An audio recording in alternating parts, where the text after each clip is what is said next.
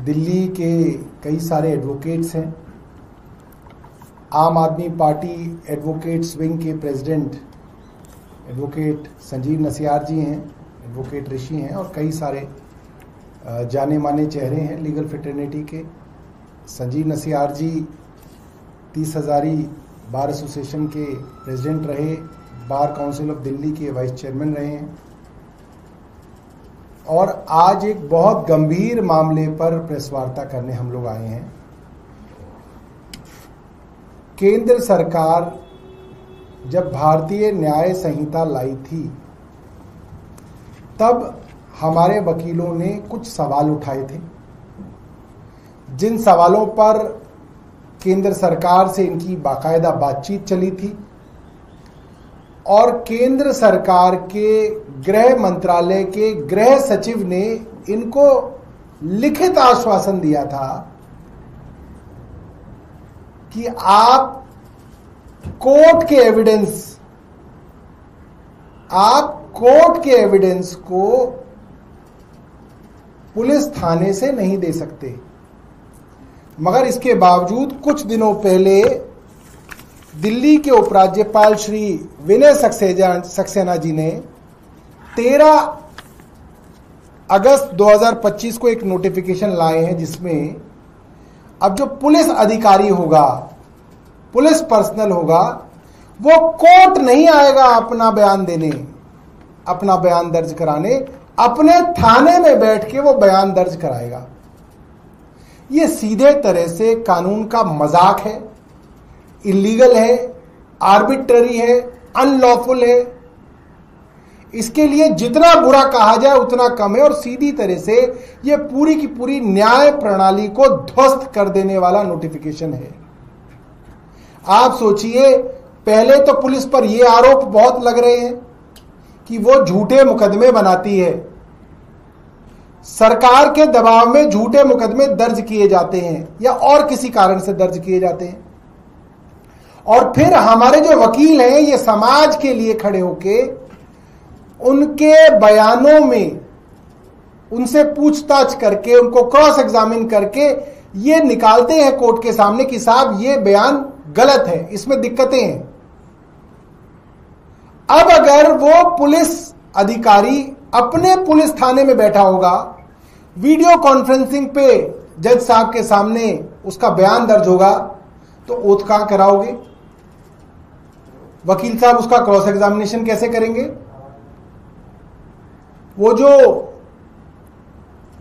किसी मामले में वकील साहब ने कोई प्रश्न टेढ़ा कर लिया, उसकी पूरी टेस्टिमोनी खराब हो रही है, फंस गया, धीरे से नीचे बटन बंद कर देगा कैमरे का, क्या जी कैमरे का सिग्नल चला गया, इंटरनेट चला गया और अगली बार तैयारी करके लौट के आएगा।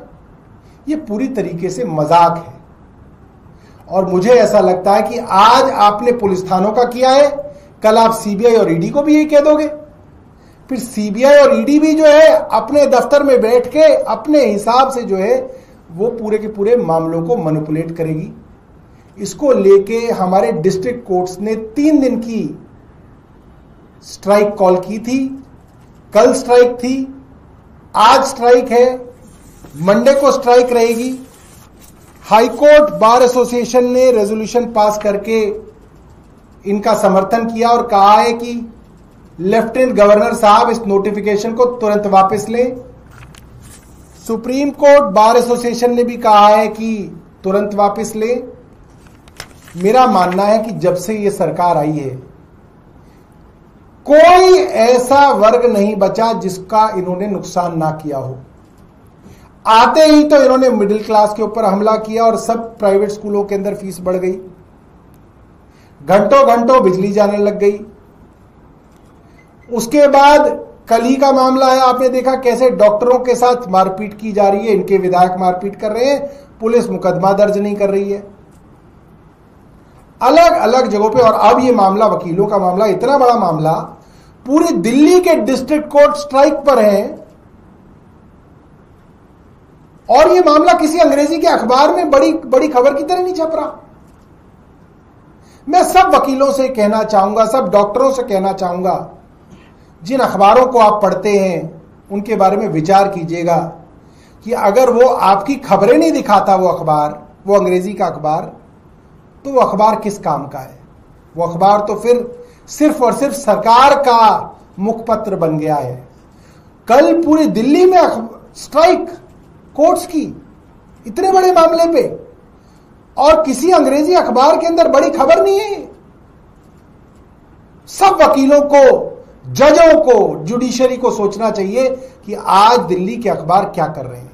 मैं एक बार संजीव जी से कहूंगा कि वो अपनी बात रखेंगे, बेहतर तरीके से इसको एक्सप्लेन करेंगे। धन्यवाद सौरभ जी।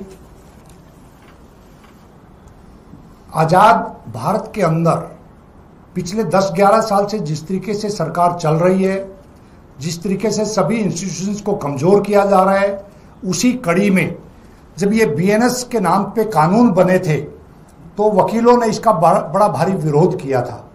आप सबको मालूम है, हमने उस टाइम पे भी पूरी दिल्ली की कोर्ट्स में स्ट्राइक हुई थी।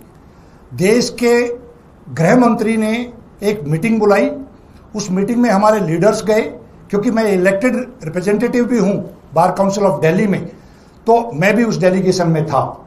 वहां पर गृह मंत्री जी ने यह एश्योर किया कि जिन जिन पॉइंट्स पे आपका ऑब्जेक्शन है हम उसको कंसीडर करेंगे, और बाद में गृह मंत्रालय से एक नोटिफिकेशन जारी हुआ। उस नोटिफिकेशन में प्रमुख रूप से यह बात कही गई कि कोई भी विटनेस कोर्ट में ही डिस्पोज ऑफ होगा, वो किसी भी दूसरी जगह पे या पुलिस थाने या कहीं पे डेजिग्नेटेड प्लेस पे नहीं होगा। उसके बाद लॉयर्स ने यह समझते हुए कि बीएनएस के दूसरे प्रावधानों पे भी हमारे को ऑब्जेक्शन थे, क्योंकि इस पूरे बीएनएस कानून के आने के बाद पूरी तरीके से पुलिस की पावर्स बढ़ गई है। आम लिटिगेंट, आम जन की पावर्स या उनके अधिकार को छीना गया है, क्योंकि हम लोग कोर्ट्स के अंदर, न्यायालय के अंदर न्याय दिलवाने के लिए हम लोगों के पास जिम्मेवारी होती है, और उस न्याय के अंदर ये बाधाएं हैं। अब पुलिस के पास इस लेवल पे पावर चली जाएंगी, जिस लेफ्टिनेंट गवर्नर के नोटिफिकेशन के माध्यम से, कि आप पुलिस स्टेशन में बैठ के, अभी सौरभ जी ने बताया कि वहां पे वो स्विच ऑफ भी कर सकते हैं, वो टेलीप्रॉम्प्टर लगा के वहां पे कोई ना कोई चीज स्टडी करके बोल सकते हैं, ट्यूटरिंग हो सकती है।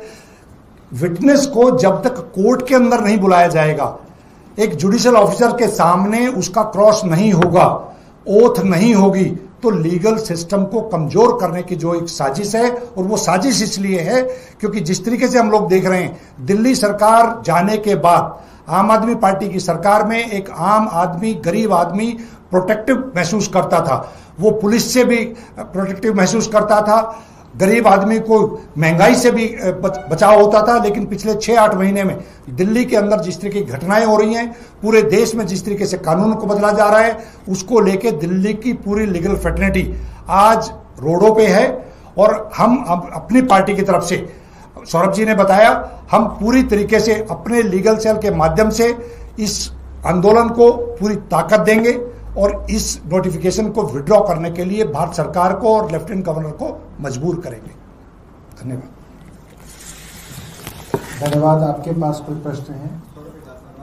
कल ग्रिड में करवड़ी से जो उत्तर दिल्ली का हिस्सा है, वहां तकरीबन 3 से 3.5 घंटे तक बिजली गुल थी। लगभग 9 से 10 लाख लोग इससे प्रभावित हुए।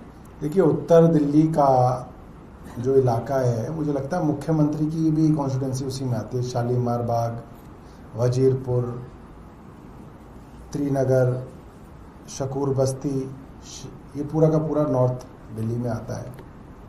और कल इसमें पूरी शाम एक बड़े इलाके के अंदर बिजली नहीं रही। और जब से ये 4 इंजन की फुलेरा की पंचायत दिल्ली में आई है, तब से इन्होंने हर यूटिलिटी का सत्यानाश कर दिया।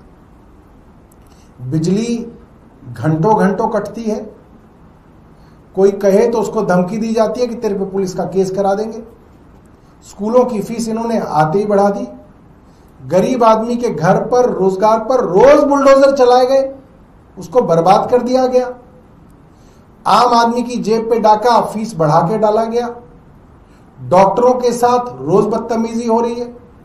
अस्पतालों में, मोहल्ला क्लिनिक में ना दवाई मिल रही है, ना टेस्ट हो रहे हैं। और तो और पेरेंट्स अगर आशीष सूद जैसे मंत्रियों के टाउन हॉल में जाके सवाल पूछते हैं तो उनको भी डराया धमकाया जाता है, उनसे बदतमीजी की जाती है। कुल मिलाके पूरी गुंडागर्दी दिल्ली में आज चरम पर है। और अब जो समाज का प्रतिनिधित्व करते थे, जो बुद्धिजीवी पढ़ा लिखा वर्ग था, डॉक्टर्स, एडवोकेट्स, प्रोफेशनल्स, उनके ऊपर भी हमले किए जा रहे हैं ताकि वो लोग भी चुप हो जाएं, वो लोग सरकार से बात करना, सवाल पूछना बंद कर।